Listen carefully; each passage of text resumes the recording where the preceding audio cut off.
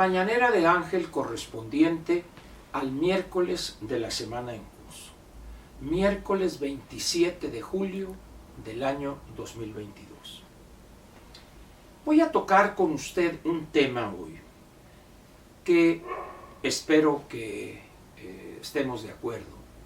Resume lo que hemos estado viendo y padeciendo quizá estas últimas 2 o 3 semanas. Si bien el desastre que ha generado este gobierno y específicamente con sus dichos y hechos, el bulto, el presidente López Obrador, desde el principio mismo e incluso desde antes de la toma de posesión, alcanzaron todos esos desatinos y ocurrencias, quizá alcanzaron un clímax en los días más recientes. Su ida a Washington y su conducta allá, posteriormente esta disque batalla patriótica que es un simple sketch barato o un sainete o una parte de una ópera bufa, pero estamos en un punto crítico para la estabilidad económica y política del país y también para las relaciones más importantes de nuestro país con Estados Unidos y Canadá, a punto de generar una situación que nos dañaría o tendría efectos negativos, cuando menos para los próximos 10 o 15 años. En ese contexto, le hago a usted una pregunta y también me la hice yo hace unos días, cuando empecé a pensar en este tema que hoy comento con usted. ¿Qué hemos dejado de hacer o qué hemos hecho mal para que las cosas en el país hayan llegado a este punto? No sé si usted en la vida real le ha tocado enfrentar situaciones, guardando las debidas diferencias, similares a lo que vemos hoy. Por ejemplo, cuando algún familiar nuestro se le dice, oye, párale eso, hombre, estás metiéndote en una situación complicada, y pasan las cosas y eso sigue agravándose hasta que llega un momento en que se convierte en una fuerte crisis que puede generarle a ese familiar una situación trágica, vamos a ponerlo de esa manera. Y muchos se preguntan en el seno familiar, ¿cómo dejamos que las cosas llegaran a este punto? Más o menos, el país está hoy en esa situación. ¿Cómo es posible que millones de mexicanos hayamos permitido que las cosas llegaran a este nivel de gravedad?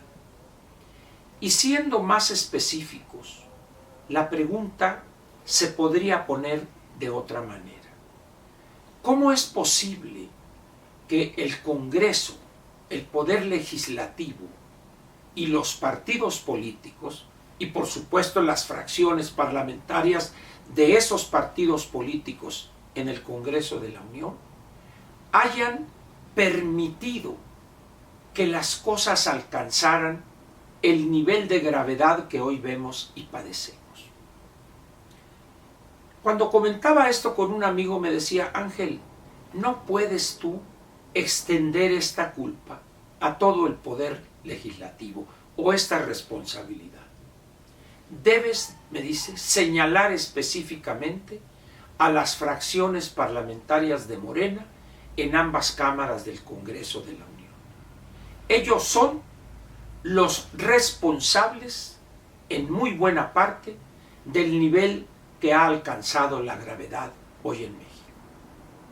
Si bien es cierto que las otras fracciones o las fracciones de los otros partidos comparten la responsabilidad, pero me decía, recuerda que particularmente el PRI y el PAN, que son los que son el segundo y tercer lugar, o tercero y segundo, como guste usted en cuanto a números se refiere en ambas cámaras, dieron la batalla en no pocas ocasiones.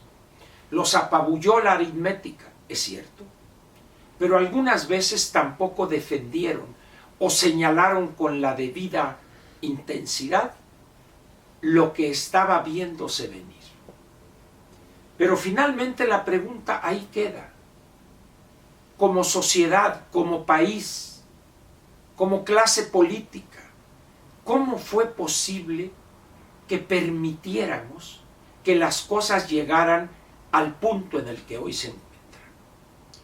Si bien entiendo que nuestro arreglo constitucional no incluye como causal para destituir al jefe del Ejecutivo Federal por cuestiones de pérdida de cordura o enloquecimiento o pérdida de la capacidad mental para gobernar, entiendo que es imposible juzgar o destituir al presidente de la República por ese causal. Pero al margen de eso, hay muchas cosas que el Poder Legislativo podía y debería haber hecho ante el agravamiento sistemático y permanente de la gobernación, de la convivencia civilizada que debe darse en toda democracia y sobre todo en la destrucción de lo que construimos en los últimos 30 años, cuando menos, de 1988 al 2018. ¿Será posible corregir eso? Lamentablemente pienso que no.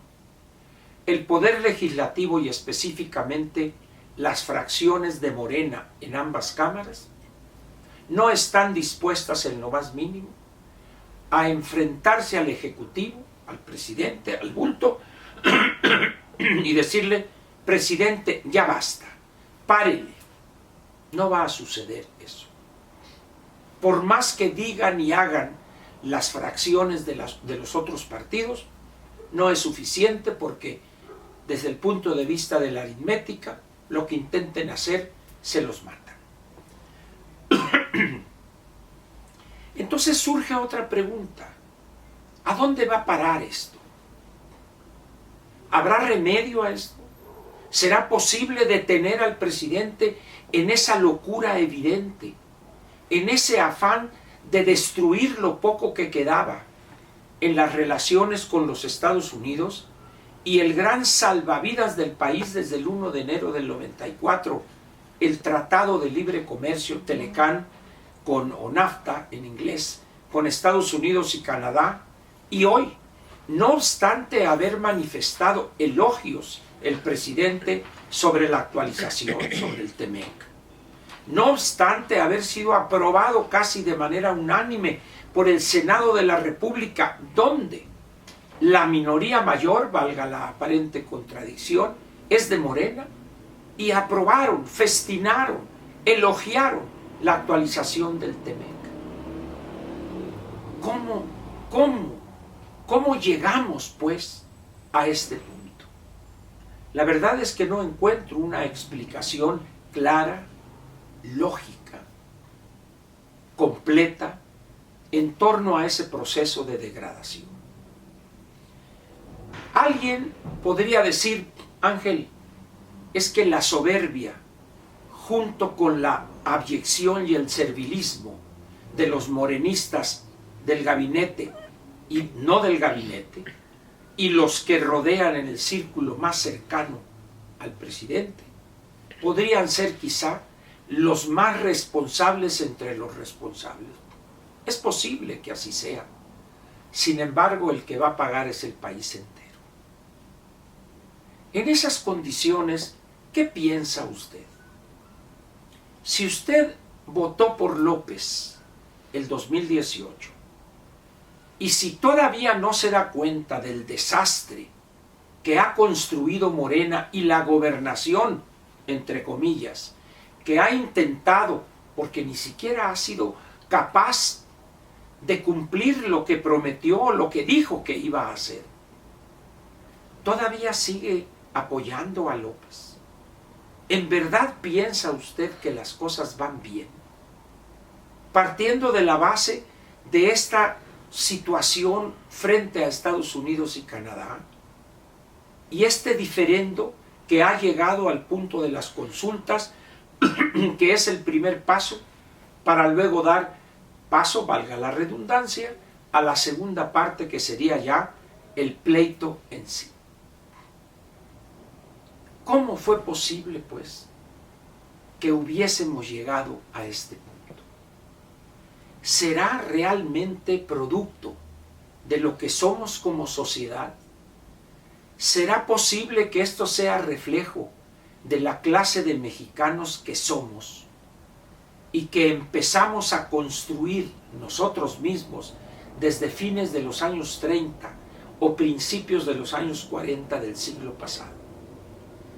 ¿Será que ahí se encuentra la explicación de lo que hoy estamos viviendo y padeciendo?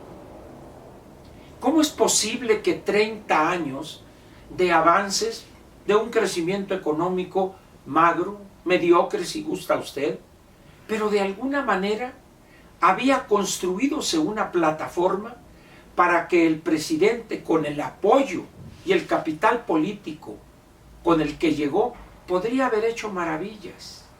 Sin embargo, se ha dedicado sistemática y permanentemente a destruir lo construido en 30 años. De tal manera que, si bien nos va, el 1 de octubre del 2024 estaremos prácticamente como el 1 de diciembre de 1988. Es decir, habríamos perdido, fíjese usted, fíjese nomás la tragedia que habríamos construido a ciencia y paciencia, con un celo digno de mejor causa.